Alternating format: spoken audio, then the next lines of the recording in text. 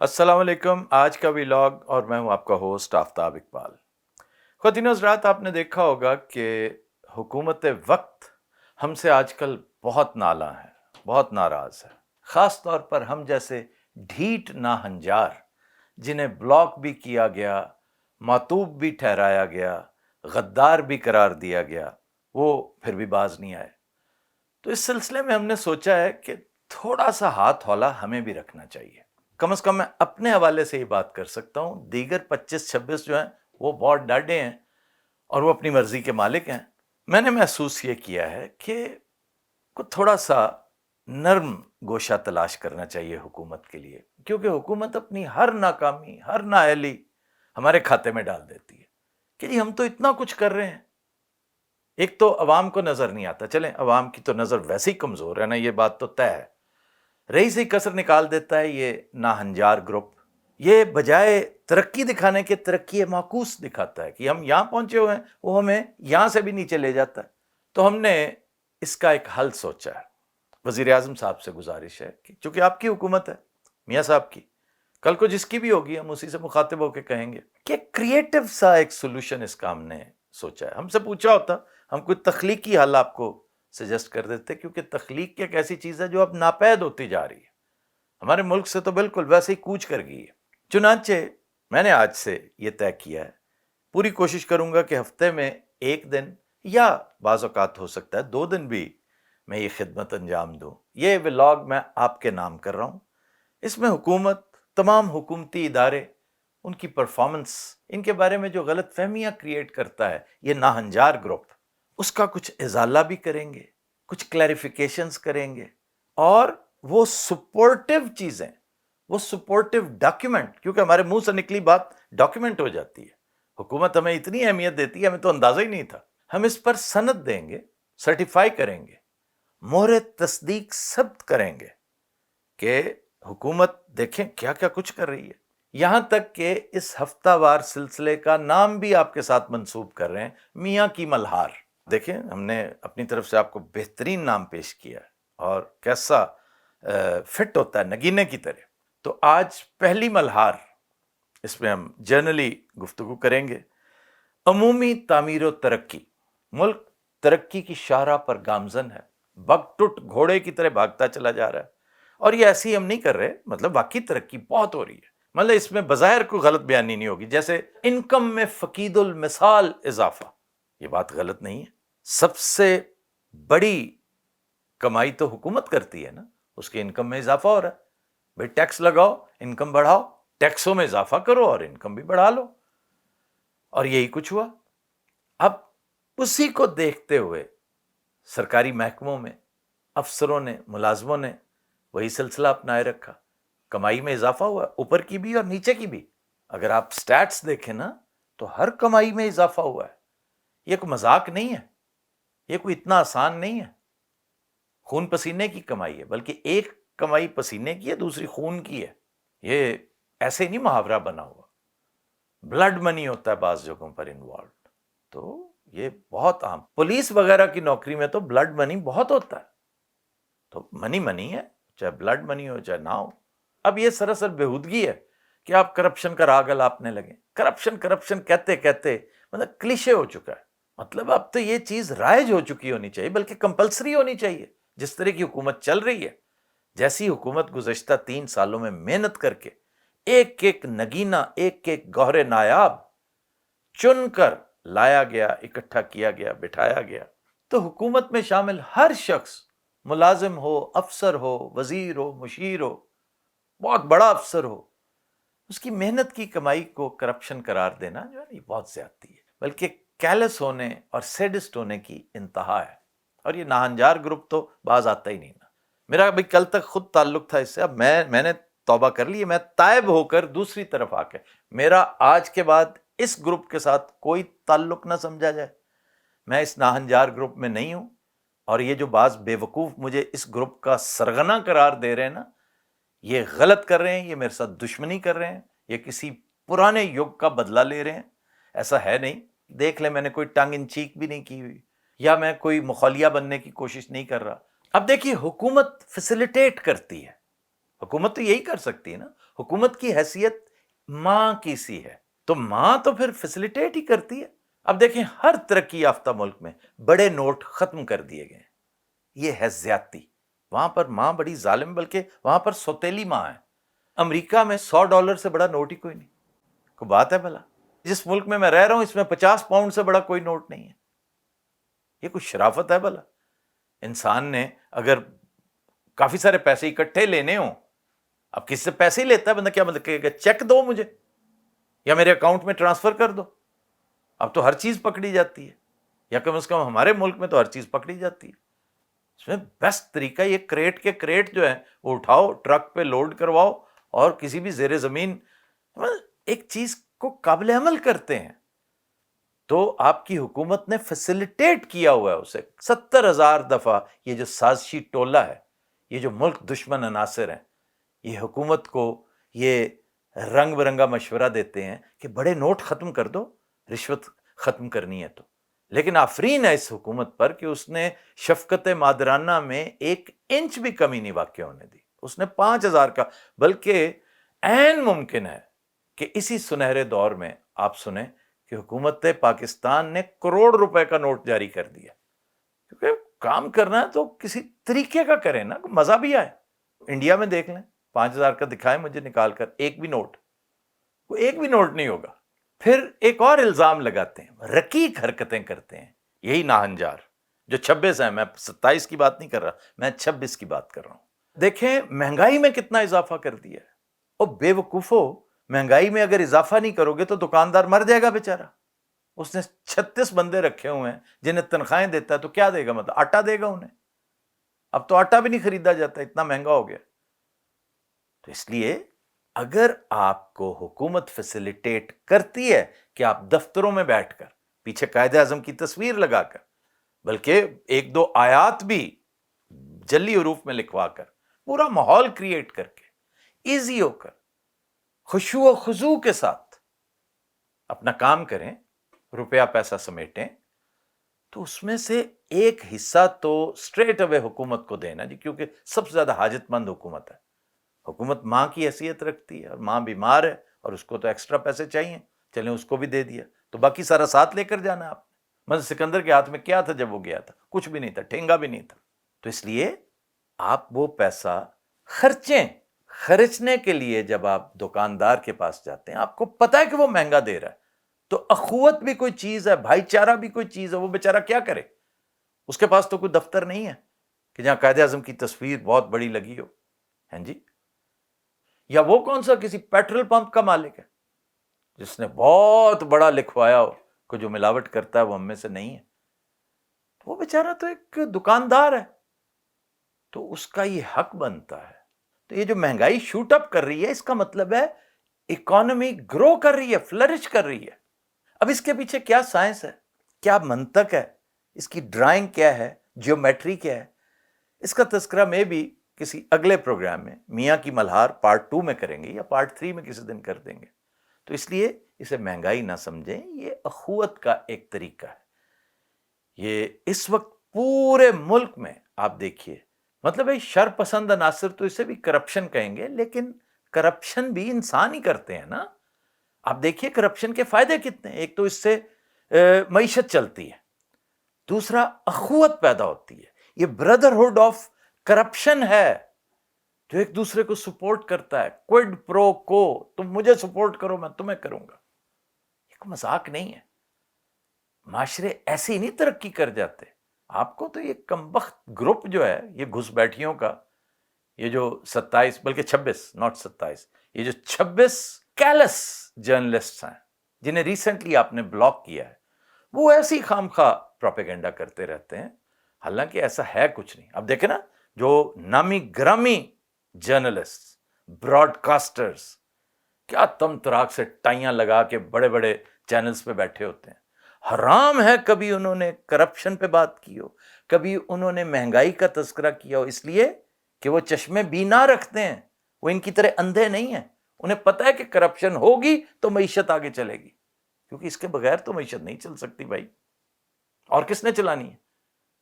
کون ہے بزرگ جمیر جو مشکل حالات میں کہتے ہیں نا کہ desperate situations call for desperate measures. تو اس وقت سچویشن ڈیسپریٹ ہے بھائیوں بہنوں، یہاں پر ڈیسپریٹ میئرز کی ضرورت ہے. تو ڈیسپریٹ میئرز میں سر فہرست یہی ہے پاکستانی طریقہ، کرپشن.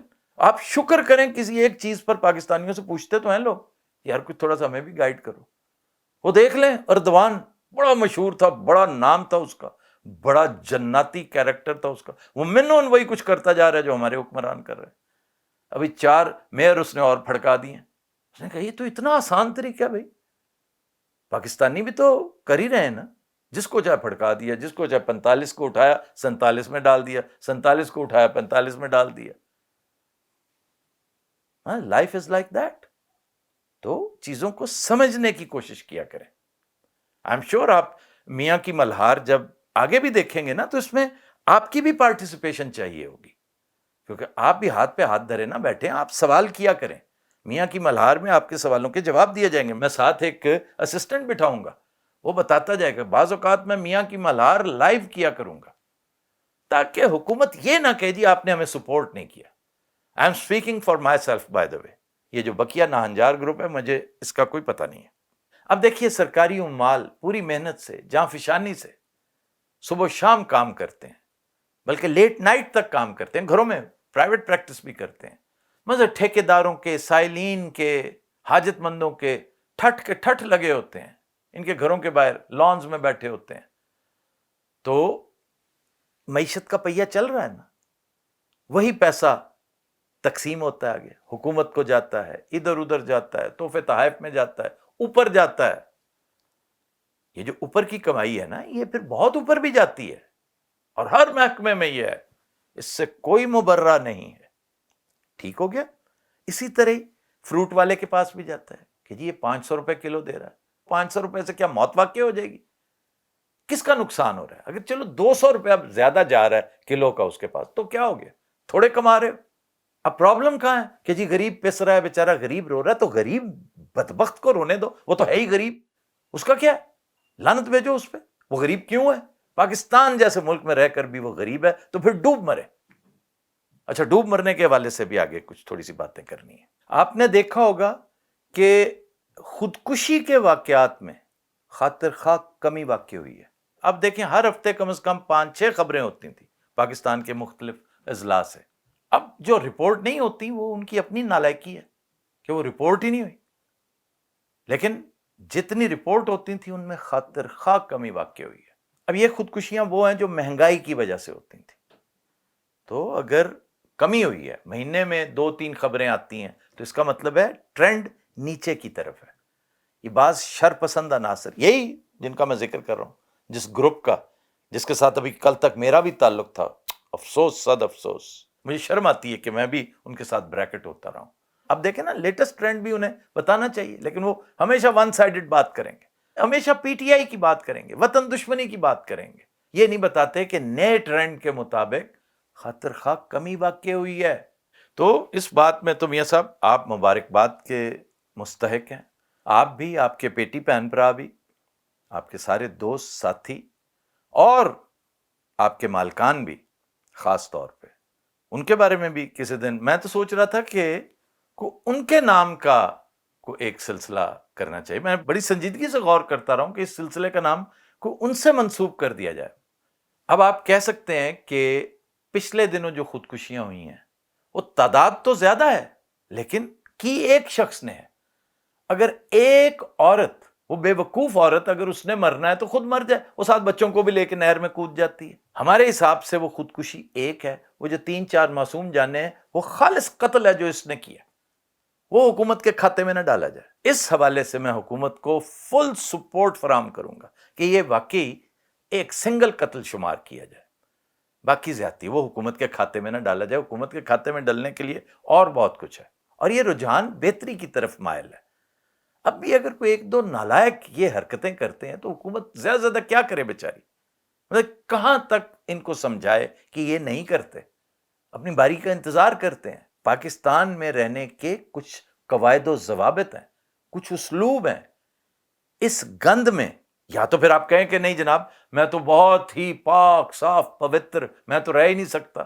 آپ نے دیکھا نہیں کہ جو امریکہ برطانیہ سے آتے ہیں پاکستان، آپ کے رشتہ دار آتے ہی سب سے پہلے ان کے پیٹ میں کوئی پرابلم ہو جاتا ہے، کہیں نہ کہیں کسی پانی وانی میں کوئی بگ چلا جاتا ہے، اس لیے کہ وہ امیون ہی نہیں ہے، وہ نازک طبع ہے۔ آپ ہیں جو لکڑ ازم پتھر ازم معاشرے میں رہتے ہیں، تو یہ کیسے ہو سکتا ہے کہ آپ اتنے سینسٹیو ہو جائیں کہ آپ کو خودکشی کرنی پڑ جائے؟ ان خودکشیوں کے پیچھے بھی دو عوامل کار فرما ہیں۔ ایک تو یہ کہ آپ رج کے نالائق ہیں، آپ کو کام ہی نہیں کر رہے، اور اگر کر بھی رہے ہیں تو پھر بھی پوری نہیں پڑ رہی۔ اس کا مطلب ہے کہ یا تو آپ ڈھنگ کا کام کر نہیں رہے، اور یا پھر یہ کہ ڈھنگ سے نہیں کر رہے۔ تھوڑی سی بے شرمی بھی بندہ پیدا کر سکتا ہے اندر۔ آپ دیکھیں نا، پاکستان میں رہ کر اگر کام کر رہے ہیں اور آپ کو جگہ جگہ ٹکے ٹکے کی باتیں سننا پڑتی ہیں، لوگوں کو اوپر نیچے پیسے دینے پڑتے ہیں، کیونکہ دیے دلائے بغیر پاکستان میں کام کرنا بہت مشکل ہے۔ تو بھئی کہتے نہیں کہ چلو تم ادھر کو ہوا ہو جدھر کی، تو فی الحال ہوا ادھر کی ہے، اس کے حساب سے چلو۔ یہ پچھلے دنوں آپ نے سنا ہوگا پنجاب میں وہ کیا کھربوں روپے کا معاملہ شوٹ اپ کیا، ایک دم اس کے اوپر ڈھکن رکھ دیا گیا۔ یہ جو ڈھکن رکھنے کی بھی عادت ہے نا، یہ بھی بڑی کمال کی ہے، اور یہ ہمارے ہاں لاجواب ہے۔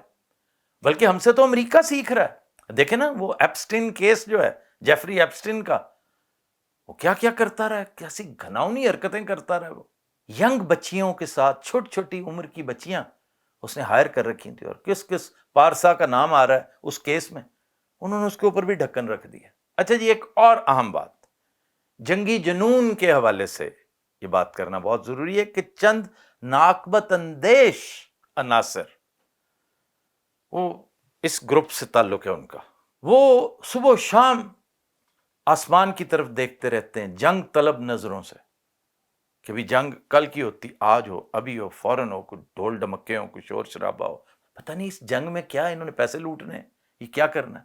براتیں آتی تھی، ان کے اوپر پیسے لٹائے جاتے تھے، یہ جنگ سے ایسی توقعات لگائے بیٹھے ہیں۔ تو ایسا نہیں ہے میرے بھائی، جنگ کی کیفیت تھی، وہ جو ایک جنگ شروع ہو گئی تھی وہ غلط فہمی کی بنا پر۔ ہندوستان ہمارا برادر ہمسایہ ملک ہے، اور یہ ازلی اور ابدی محبت ہے، صدیوں پرانی محبت ہے۔ ہندوستان کے ساتھ ہماری محبت اور عشق کا آغاز اسی دن ہو گیا تھا جس دن پہلے مسلمان نے اس پاک دھرتی پر قدم رکھا تھا، ہیں جی۔ تو اس لیے بھائیوں کے درمیان، خاندانوں کے درمیان غلط فہمیاں ہوتی رہتی ہیں۔ یہ پچھلے دنوں غلط فہمی ہوئی تھی، ان کا خیال تھا کہ مطلب بڑا بھائی ہوں میں، دو چار چپیڑیں لگاؤں گا انہیں تو یہ چپ ہو جائیں گے، اور ہم بالکل چپ بیٹھے تھے، دو چار نہیں، انہوں نے 27-28 چپیڑیں لگائی ہمیں۔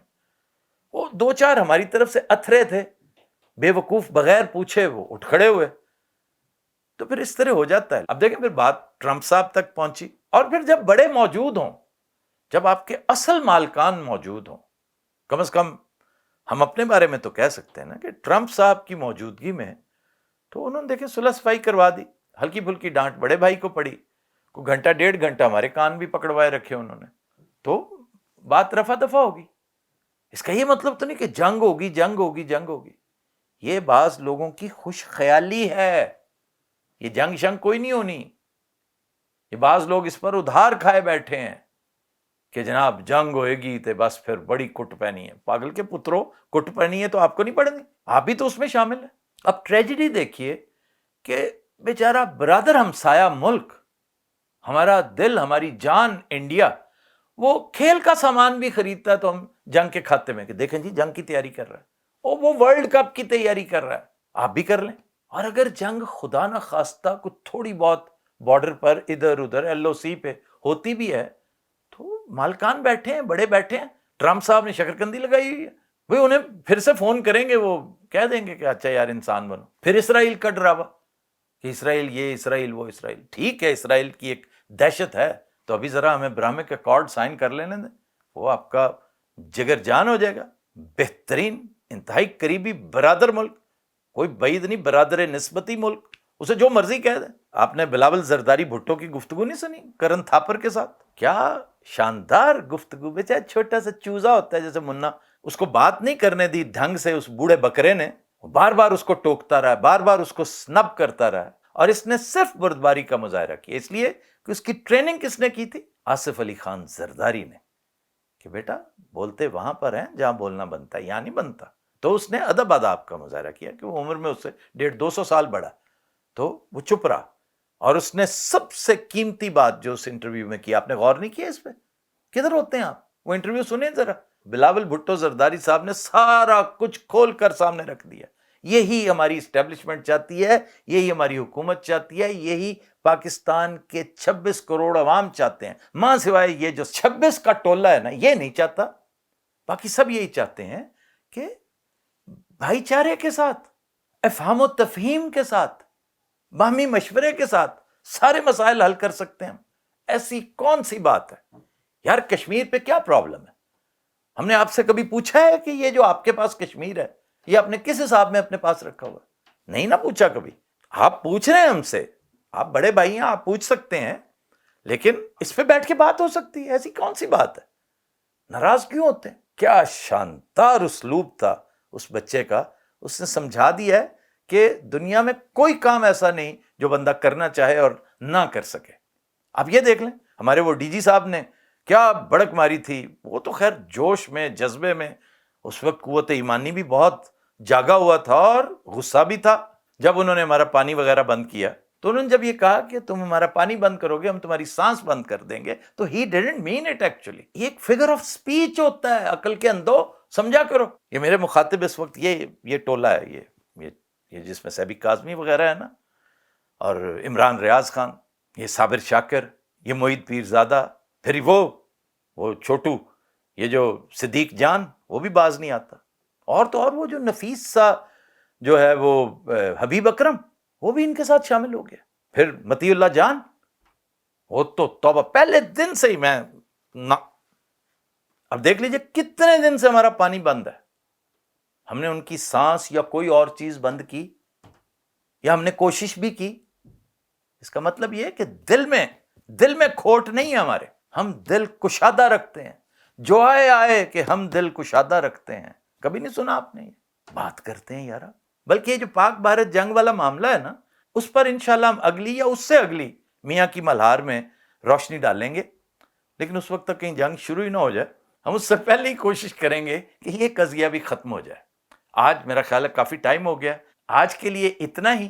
آپ کے ساتھ ملاقات ہوگی نیکسٹ ویک میاں کی اگلی ملہار میں۔ انٹل دین، اللہ حافظ ناصر۔